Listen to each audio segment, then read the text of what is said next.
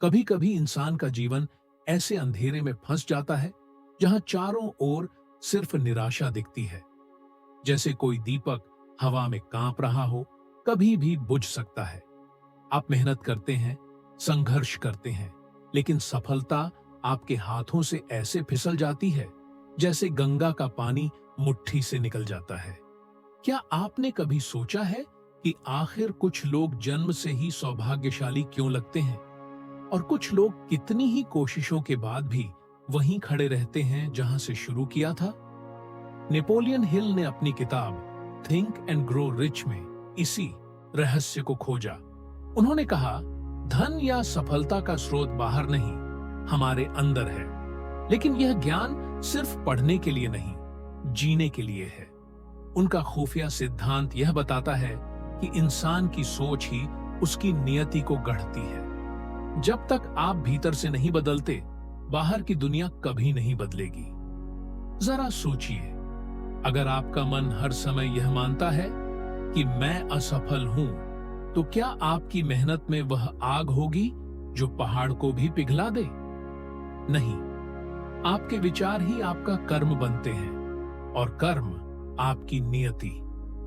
यही वह गुप्त मंत्र है जिसे नेपोलियन हिल ने जीवन भर खोजा और हमें दिया। लेकिन दर्द यह है कि हम में से अधिकतर लोग इस सच्चाई को जानते हुए भी भूल जाते हैं। हम बाहर की परिस्थितियों को दोष देते हैं, सरकार को, परिवार को, समाज को। हमें लगता है भाग्य ने हमें धोखा दिया। पर सच यह है कि भाग्य वही लिखता है जो हम सोचते हैं। जैसे महात्मा गांधी ने कहा था, विचार ही शब्द बनते हैं, शब्द कर्म बनते हैं और कर्म हमारी आदतें व हमारा चरित्र गढ़ते हैं। अब आपसे एक सवाल, क्या आप मानते हैं कि आपकी सोच ही आपकी नियति की असली निर्माता है?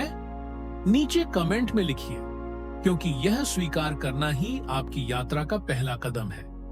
और अगर आप अब तक जुड़े हैं तो लाइक और सब्सक्राइब करना मत भूलिए, क्योंकि यह चैनल आपके भीतर छुपी शक्ति को जगाने के लिए है।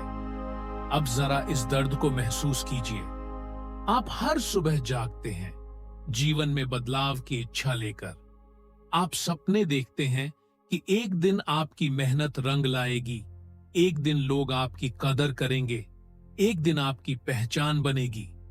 लेकिन दिन के अंत तक वही निराशा, वही थकान, वही असफलता आपके कंधों पर बोझ बनकर बैठ जाती है।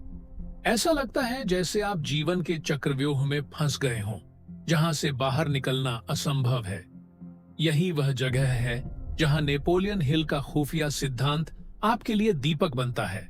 उन्होंने कहा था, जो कुछ भी मन सोच सकता है और विश्वास कर सकता है, वह उसे पा भी सकता है।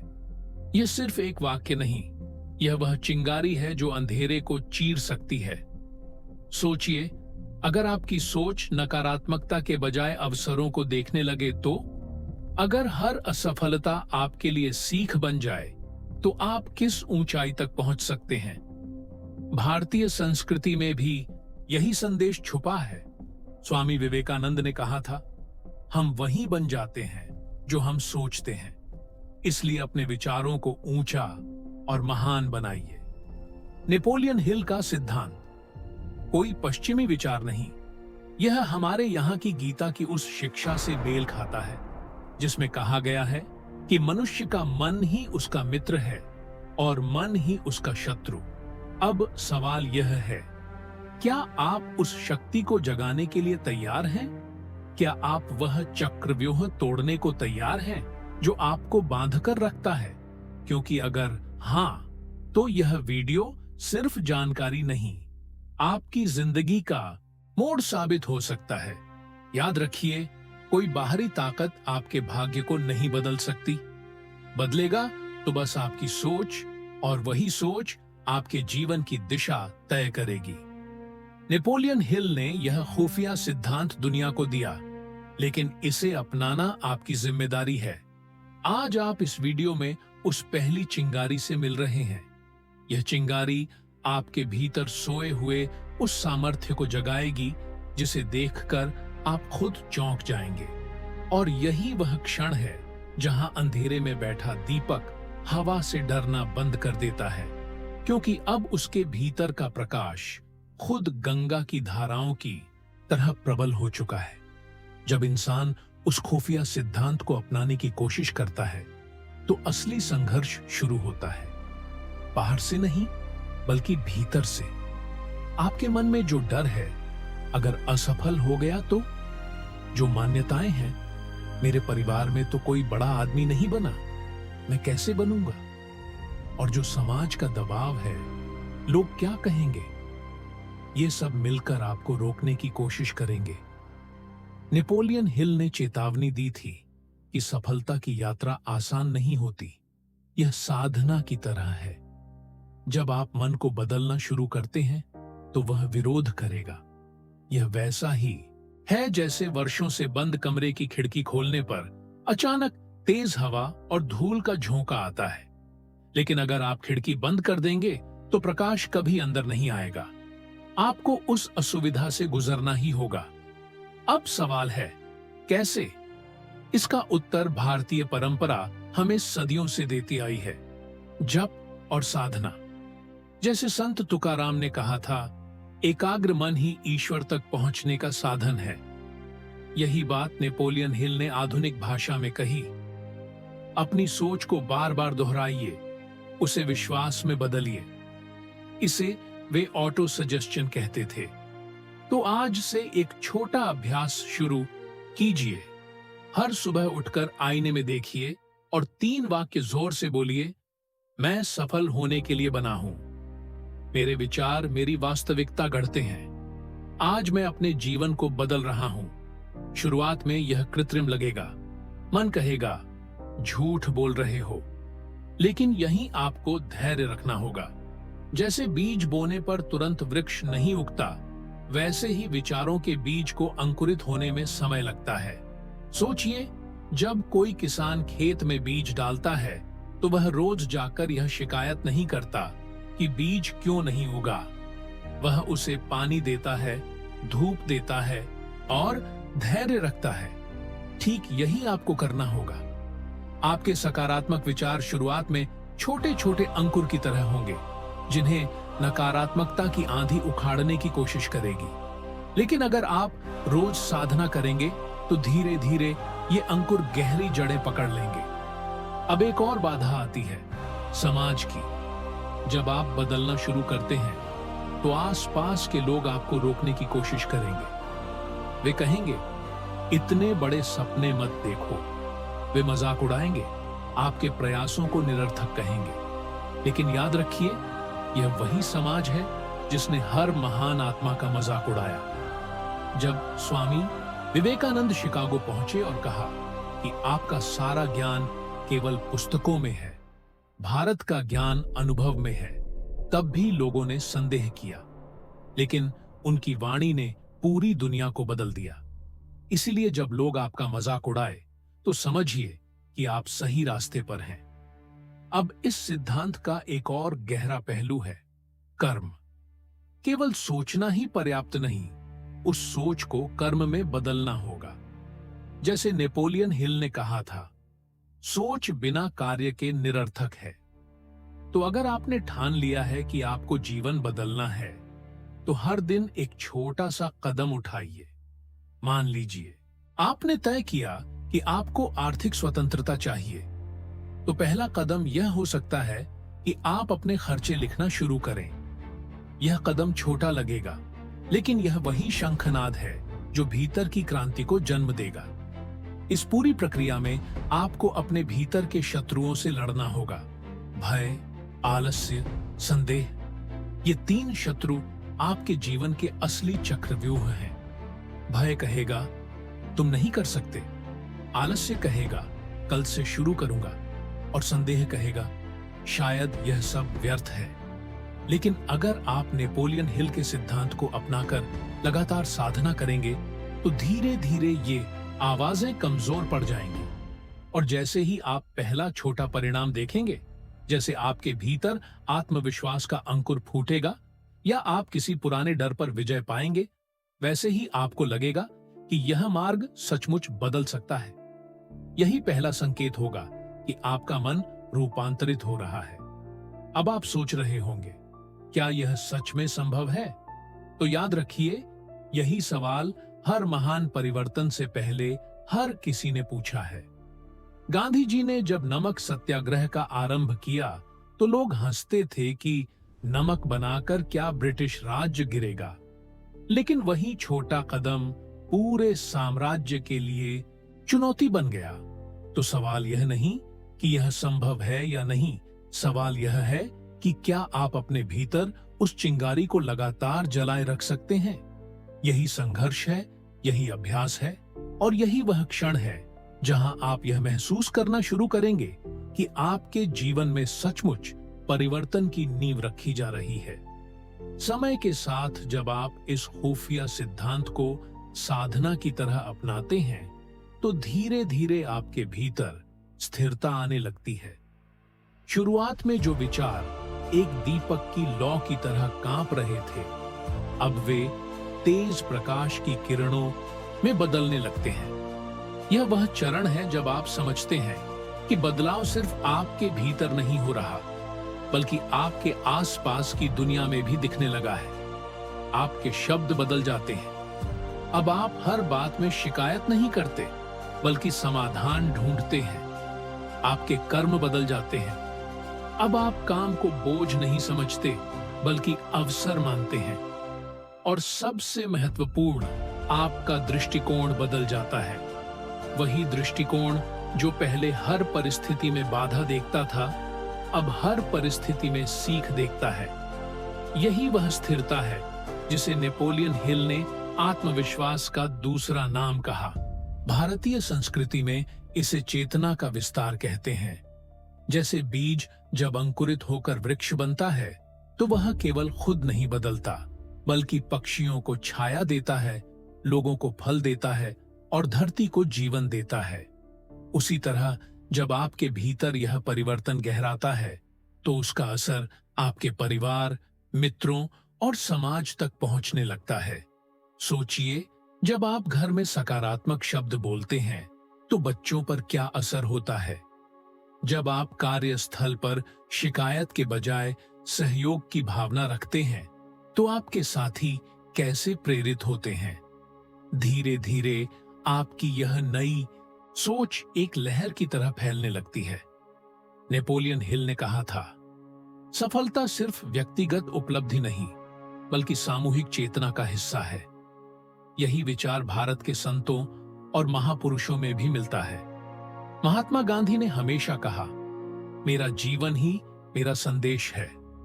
उनका व्यक्तिगत अनुशासन पूरे समाज की आत्मा को बदलने वाला बन गया। यही वह स्तर है जहां आपको समझ आता है कि यह खुफिया सिद्धांत केवल धन या सफलता के लिए नहीं, बल्कि आत्मा की मुक्ति के लिए है। जब आपके विचार ऊंचे होते हैं तो आपके कर्म सेवा में बदलते हैं। जब आपके कर्म सेवा में बदलते हैं तो समाज में सहयोग और सहकारिता का वातावरण बनने लगता है। और जब समाज बदलता है तो राष्ट्र बदलता है। लेकिन इस चरण पर भी चुनौतियां खत्म नहीं होती। अब चुनौती है स्थिर बने रहने की। कई बार शुरुआती सफलता देखकर लोग ढीले पड़ जाते हैं। वे सोचते हैं कि अब तो सब ठीक है, लेकिन याद रखिए, यह यात्रा गंगा की तरह है। अगर प्रवाह रुक गया तो गंदगी जम जाएगी। इसलिए निरंतर साधना, निरंतर अभ्यास ही इस स्थिरता को बनाए रख सकता है। यहाँ एक और अभ्यास की जरूरत है। हर रात सोने से पहले 5 मिनट बैठकर यह लिखिए कि आज आपने कौन से 3 काम ऐसे किए जिनसे आपके विचार और कर्म सकारात्मक दिशा में बढ़े। यह छोटा सा लेखन अभ्यास आपके मन को बार बार याद दिलाएगा कि आप सही मार्ग पर हैं। अब इस चेतना का विस्तार आपको समाज की ओर भी ले जाएगा। आप देखेंगे कि यह केवल मेरा विकास नहीं है, बल्कि हमारा विकास है। जब आप दूसरों की मदद करने लगते हैं, चाहे छोटी सी मदद ही क्यों ना हो, तो आपके भीतर गहरा संतोष जन्म लेता है। यही वह सेवा भाव है जिसे भारतीय संस्कृति ने सबसे ऊंचा धर्म कहा है। नेपोलियन हिल ने भी इस सेवा भाव की ओर इशारा किया। उन्होंने कहा था कि धन और सफलता का अंतिम उद्देश्य केवल स्वयं को समृद्ध करना नहीं, बल्कि समाज को योगदान देना है। यही कारण है कि उनके सिद्धांत आज भी जीवित हैं, क्योंकि वे केवल पैसे कमाने की तकनीक नहीं, बल्कि जीवन जीने की कला सिखाते हैं। अब आप कल्पना कीजिए, एक दीपक अकेला कमरे को रोशन कर सकता है, लेकिन अगर 1000 दीपक एक साथ जल उठें तो पूरा नगर प्रकाशमय हो जाता है। आपकी सोच, आपका परिवर्तन वही पहला दीपक है, और जब आप इसे फैलाएंगे तो और लोग भी बदलेंगे। यह चेतना का विस्तार ही समाज की क्रांति का बीज है। इस चरण में आपको भीतर से यह अनुभव होगा कि आप अब केवल जीवित नहीं, बल्कि वास्तव में जागृत हैं। अब आप यह समझने लगेंगे कि विचारों की शक्ति केवल व्यक्तिगत सफलता तक सीमित नहीं, बल्कि सामूहिक उत्थान की कुंजी है। यही वह अवस्था है जहां आपका मन मोक्ष की झलक पाता है, जहां भीतर का अंधकार धीरे धीरे मिटने लगता है और प्रभात की किरणें हर ओर फैल जाती हैं। और अब आप इस यात्रा के अंतिम चरण की ओर बढ़ रहे हैं, जहां आपका जीवन केवल आपका नहीं रहेगा, बल्कि एक विरासत बन जाएगा। अब जब यह सिद्धांत आपके भीतर गहराई तक उतर चुका है, तो आप समझने लगते हैं कि जीवन केवल आज तक सीमित नहीं है। हर इंसान अपने पीछे एक विरासत छोड़कर जाता है, चाहे वह अच्छी हो या बुरी। सवाल यह है कि आपकी विरासत क्या होगी?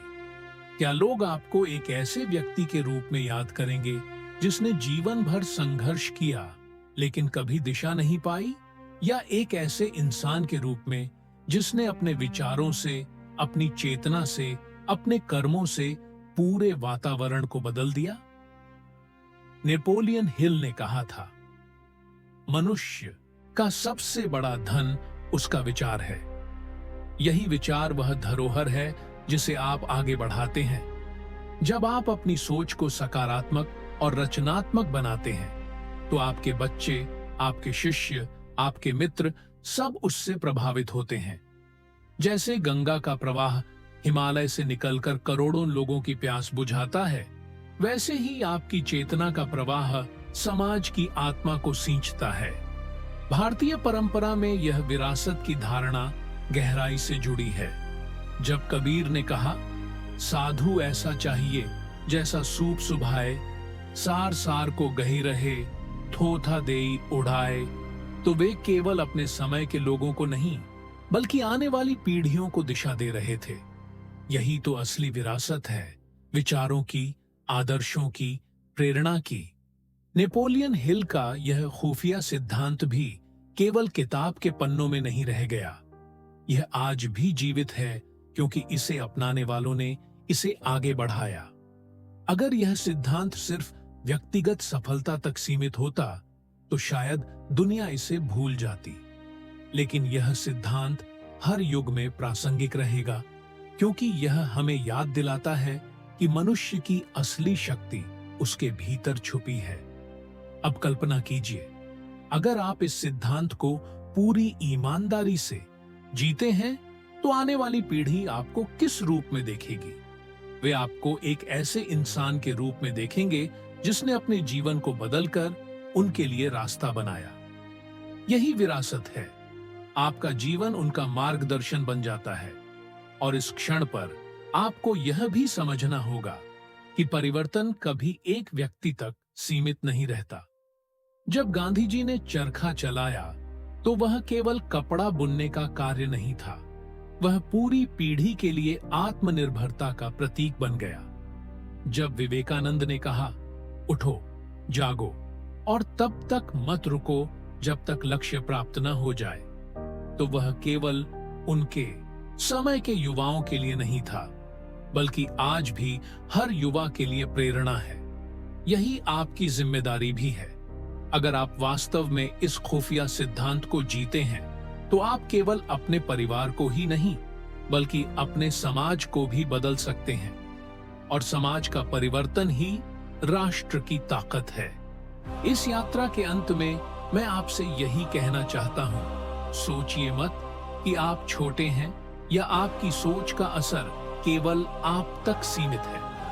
आपकी हर सोच, हर कर्म एक लहर है जो अनगिनत जीवनों तक पहुंचती है। इसीलिए अपनी विरासत को महान बनाइए। और अब आखिरी आह्वान, अगर आप उस पीढ़ी का हिस्सा बनना चाहते हैं जो अपना इतिहास खुद लिखती है, तो सब्सक्राइब कीजिए, इस वीडियो को शेयर कीजिए और नीचे कमेंट में लिखिए, मैं अपनी सोच से अपना भाग्य बदल रहा हूं। क्योंकि जैसा कि नेपोलियन हिल ने कहा था, मनुष्य केवल शरीर से नहीं, अपने विचारों और कर्मों से अमर होता है। याद रखिए, यह वीडियो यहीं समाप्त नहीं होता। यह केवल एक शुरुआत है। अब यह आपके ऊपर है कि आप इस सिद्धांत को केवल सुनेंगे या इसे जीकर अपनी विरासत बनाएंगे। आपके भीतर की लौ जल चुकी है। अब यह लौ केवल आपके कमरे को नहीं, बल्कि पूरी दुनिया को रोशन कर सकती है। यही है थिंक एंड ग्रो रिच का खुफिया सिद्धांत, एक विचार जो आपकी जिंदगी बदल देगा।